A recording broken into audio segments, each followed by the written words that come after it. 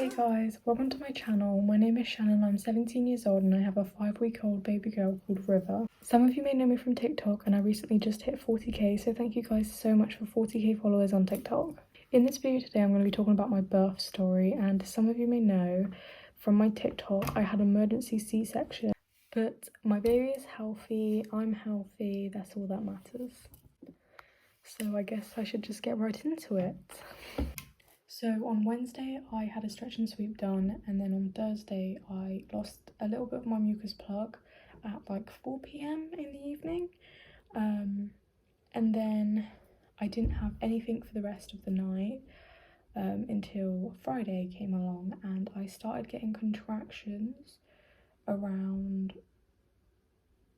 I want to say like 5 p.m, not 100% sure, but they were every 30 minutes to an hour. But I started writing them down anyway. And then on Saturday I was still getting contractions. They did stop for a while though, so we thought false alarm. But then they started up again, and we decided to go on a morning stroll. So we took the dog out for a walk and we went up a hill. We did it to see if something would happen. And then we got back and my mum was like, do not get back into bed, you need to have this baby right now. So I got on the birthing ball and I was literally just bouncing, I was going around in circles, I was doing that for ages. And then I decided I'm gonna go for a bath because I felt really dirty, so I went for a bath. And then after that we sat in the living room on the sofa instead of lying in bed. So then I was upright instead of lying down, and I was still getting contractions, but they still weren't getting any closer. They were still like 30 minutes apart. And then Saturday night I decided to do 10 squats. I know it sounds like nothing, but I did do 10 squats, and it hurt my legs like hell. I was carrying a massive bump at the time and my legs felt like they were going to snap in half. And later that night we decided we were going to go to bed, but instead of sleeping, Ben and I decided to have some pillow talk. We never really speak when we're like going to sleep, but for some reason we both just had like this energy burst and we were just speaking for so long, so we ended up going to sleep at like 1:30, 2. And then I woke up at 4 o'clock with a major contraction. It lasted really long, and it was so painful. It was the most painful one I had felt so far. So I wrote it down and I was like, you know what, I'll wait for another 2. And I had another 2 and they were both over a minute long and they were very close in time. I can't remember how close. I think I phoned my mum and I was like, what do I do? Like, they're really painful. And she said that you should probably contact the hospital to see if they want to see you, because to me they felt like really bad, but apparently it didn't sound like I was in much pain.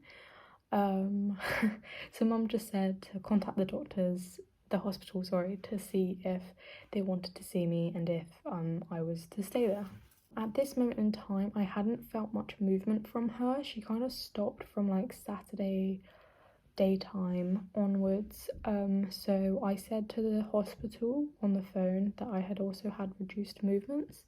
So the main reason I went to hospital on Sunday was because of the reduced movements. They didn't care about my contractions or anything like that, it was just the reduced movements that they wanted to check up on. So after we contacted the hospital, we got all of our hospital bags at the top of the stairs. We took our COVID tests because we obviously needed to make sure we were negative, even though they didn't check them when we got to the hospital. So we were told to take them and we didn't really need to, but hey ho. So Ben's sister and her partner took us to the hospital, and we got to the hospital around 6 a.m. in the morning. We got into a room and there was 2 other couples in the same room as us. So when we first got into this room, I was put straight onto the monitor and I was told that I was going to be on that for at least 30 minutes. I ended up being on there for an hour. And then they took me off the monitor and they were like, we'll put you back on later because you're not having very many movements, so we'll come back in a bit. and I thought they were going to come back in like an hour or so, but that didn't happen. After I came off the monitor, my midwife came in and she said that she was there until 2:30. So she said that she will give me like a check to see how dilated I was. So that's what she did, and this was like 10 a.m. at this point, and I was 2 centimeters dilated, and without even asking if I wanted it done, she gave me a stretch and sweep, which I thought I was having a contraction, but it was actually the stretch and sweep that was hurting me. And she told me that she had done that after she did it. I probably would have said yes to it to begin with, but it was the fact she didn't ask me about if I wanted it. So I was quite annoyed that she did that. And then my midwife left, but before she left, she said that she could put my waters right now if she wanted to. She would just have to speak to someone first. So in my mind and my boyfriend's mind was that she was going to go speak to someone and come back and then tell us the answer, or break my waters, or, you know, do something. But that wasn't the case. We were left for, I don't even know how long, but hours. I wasn't checked up on. I wasn't put back on the monitor. I was there suffering with my contractions. They were getting closer, they were getting stronger, and I had been sick 2 times. I was boiling hot, and I really struggled to sleep because my contractions kept, you know, coming along and interrupting my sleep. It got to the point where it was like 6 p.m, I'm pretty sure, and I decided I was going to call in and ask what was going on and why we hadn't been seen. So we had this midwife come in and she was like, oh, we're going to put you back on the monitor. So they put me back on the monitor, and then my midwife came in and was like, it's the end of my shift now, so you have this midwife. I'm just going to show her what to do with this technology thing, and then she'll decide what to do next. So we waited for another half hour for this midwife to come in, and when she came in, she put me on the monitor. I can't remember if I said I was already put on the monitor, but I meant like the midwife came in and then I was put on the monitor. It's so confusing. Bearing in mind, it has also been 5 weeks since I had my C-section. So I was put on the monitor and she started explaining to me what was going to happen after I had come off the monitor. So what she said to me that was going to happen was we were going to go into another room and she was going to see how dilated I was, see if she could put my waters, and if not, she was going to induce me with this tablet that she was going to put in to try and soften my cervix, to help it start dilating and to help them be able to put my waters if they didn't do them themselves. So what she didn't know was that we hadn't had a scan done to make sure that the baby was in the right position to be able to put my waters. And I explained to her, because we were left for so long, we have no idea what happened in that time. We know that the 2 people in our room had scans, but we didn't know if that was for specific reasons or not. So we said that we didn't ask about it because we didn't know the situation. So she went and said to the doctor, you know, these people haven't had a scan, you need to give them a scan. And he turned around to her and said that he had already given us a scan, and that we were okay to have my waters popped. Luckily, she came and double checked with us, because we were like, no, we haven't. Why would we lie and say that we haven't had a scan done when we actually haven't? So I don't know why this doctor thought he had done it to us already. I understand he was probably busy. So that could have been why. I was then taken off the monitor and he did the scan. We waited like an hour, by the way, for this doctor to do the scan, and he was there for less than a minute. He put it on, you could hardly see the screen, and he said that she was in a good position and that they could put my waters if I was dilated enough. So then after that, things moved on pretty quickly. So we got moved into another room and I got examined, and turns out I was still 2 centimeters dilated. So she said she can't put my waters, so she'll have to do the induction with the tablet. And bearing in mind, I was told by my midwife that she could pop my waters if she wanted to, 10 a.m. in the morning when I was still 2 centimeters dilated. So I was told that she could pop my waters then, but then around 6-7 p.m. at night, I was then told that my waters couldn't be popped because I wasn't dilated enough. During this time, Ben was with me obviously, and I was phoning my mum, texting my mum, keeping her updated, to, you know, let her know when she could come up to the hospital because you were allowed 2 birthing partners. And we were told once we had our own room, she could then come up. So I asked them and they said, oh, I'm just gonna go double check, blah, blah, blah, blah, blah. Finally, they came in and said that then my mum could come in. They just had to do the tablet situation first.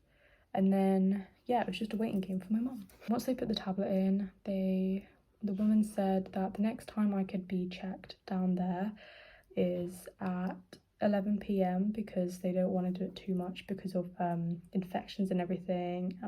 They don't want to cause risks of anything damaging the baby. So they said they'll see if this works. If not, they'll check me at 11 p.m. Hopefully be able to pop my waters and then everything should start, you know, get going. Not long after the tablet was put in, I started getting contractions really bad and they were getting very close. My mum then came into the hospital, into our room, and it was pretty much like as soon as she got in the room, my contractions were like every 5 minutes pretty much, or they started turning into that at least, and I felt like I was dying. I mean, not at that point, but like further on, I felt like I was dying. At this point, I felt like I was going to die. The pain is bearable at this point. And then my dinner came through and I literally gobbled up all my dinner and I drank a lot. And then not long after I'd eaten, I actually threw it all back up. And I just felt so sick from there onwards. Like, I can't remember not feeling sick. I had been sick 3 times that day. Clearly there was a reason for it. That was because I had a temperature, but because no one checked my temperature the whole entire day, no one had noticed that I had a temperature. Later on, my contractions were getting really bad, so I got on the bed and I started using the gas and air, and I asked the midwife if I could be put on the monitor again so that they could see how bad my contractions were, and I wanted them to know that they were that bad and then for them to, you know, see what was going on. What they actually did is they put me on the monitor and they left me again. Even though I was like in pain, they didn't really look. And then I can't really remember, it's kind of my vision from here onwards is kind of blurry, so I probably missed out quite a few bits from here onwards, but I don't have Ben with me to say what happened in that time, and his memory's not that good anyways. So after they put the monitor on me again, they occasionally came in and checked how the monitor was doing, how my movements were, and during this time, River's heartbeat was increasing and my temperature was increasing, and the monitor that was on me was not detecting my contractions. So we think the reason that I wasn't getting checked as regularly as I should have been because of how bad my contractions were, we think the reason I wasn't checked as often was because the machine wasn't working, so they didn't necessarily believe me. Stupid of them, because they kept saying that the machine was playing up, but they didn't try changing the machine. So the next thing I can remember was the midwife wanted to stay in the room for my next contraction, and because I was on gas and air, the laughter hit and I just wouldn't stop laughing.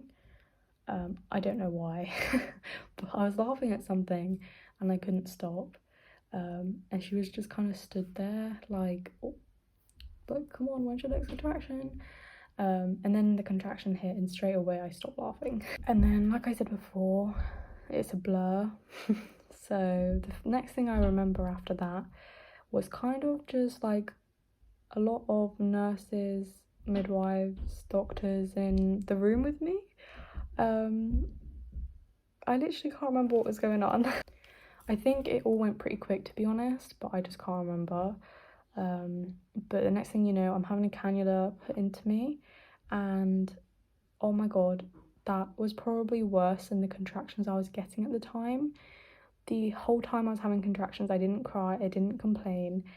And then I had the cannula put in and I was crying like crazy, and I was telling my mum like it hurts so much about the cannula. You would have thought my contractions to be more painful than this blooming cannula. But because I was so dehydrated, they couldn't find my vein, so they tried it in my wrist, this wrist, twice. It didn't work. Then they tried it in like this bit of my arm. It didn't work. They tried it in this wrist and they tried it in this bit of my arm. None of them worked whatsoever. And this woman that was doing it, the midwife that was doing it, was so confused why it wasn't working. And it turns out she was using too big of a tube or something. I don't know what I'm on about. But she was using something too big for my small little veins at the time. So she got another midwife to do it. And they did it like almost straight away. And it was put like here on my hand. And I didn't think I would say this, but the cannula hurt way more than my contractions. But funny enough, I can't remember the pain of the cannula anymore, but I do remember the pain of the contractions. At the time, they were more painful. The cannula was more painful than my contractions.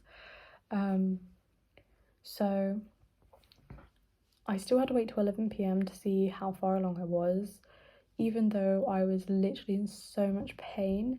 I had to have some bloods taken as well.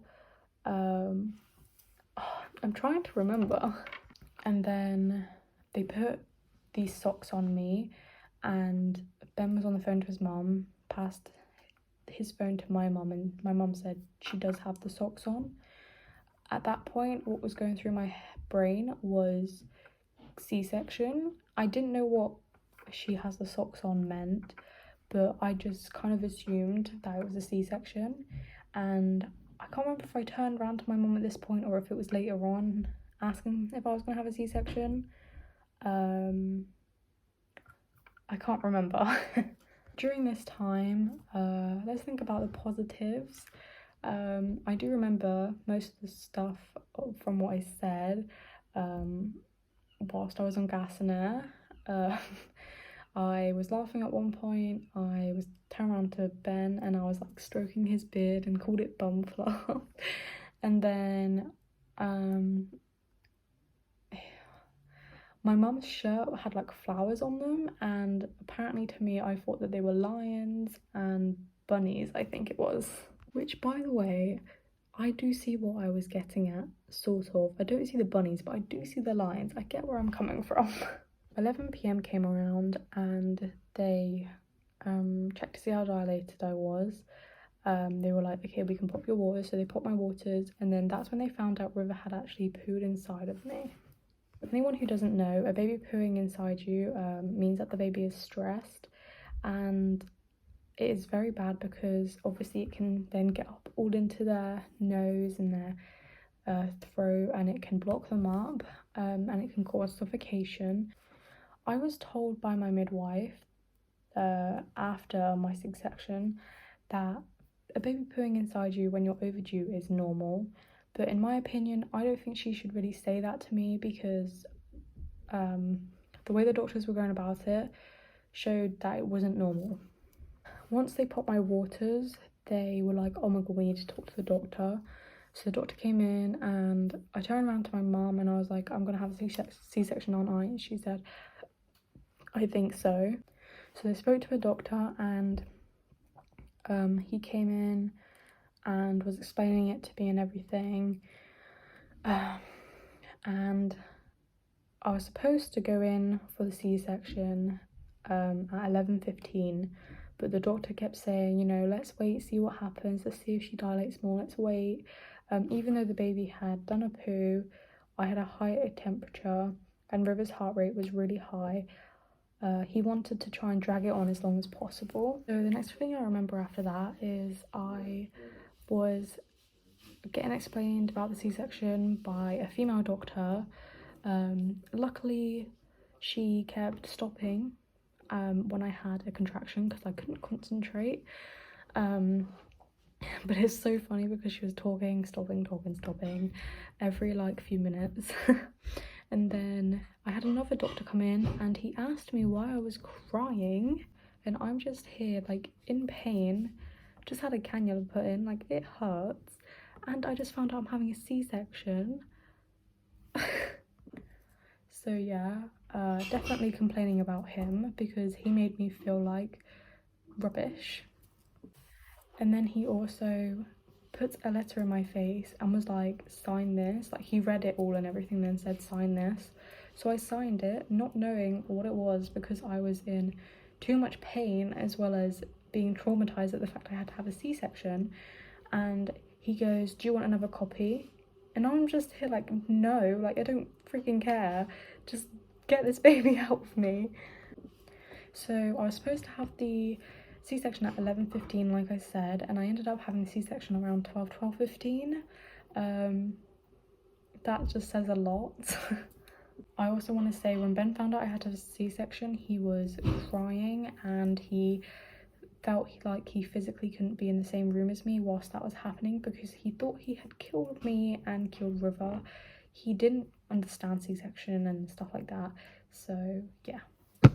And then, so my mum came in the room with me and I had no gas and air whilst they were getting everything sorted, and they were taking forever. So during this time I had like 4 or 5 contractions without gas and air, and I felt like my body was just gonna rip apart. It was so painful. So then put the epidural in and the pain went instantly. Literally couldn't feel anything. They put me down on the bed and I don't know when they started because they didn't tell me. They just went, oh yeah, by the way, we've started. And then literally a second after that, I heard River crying. So if you're going to have a C-section, I would not be scared at all. You don't feel anything whatsoever. You might feel like a little bit of tugging after or during, but you literally, it's not painful at all. It just like, oh, I don't know how to explain. But the moment I heard her cry, I started crying and my mum got the cord and then I got to see her. She was so cute.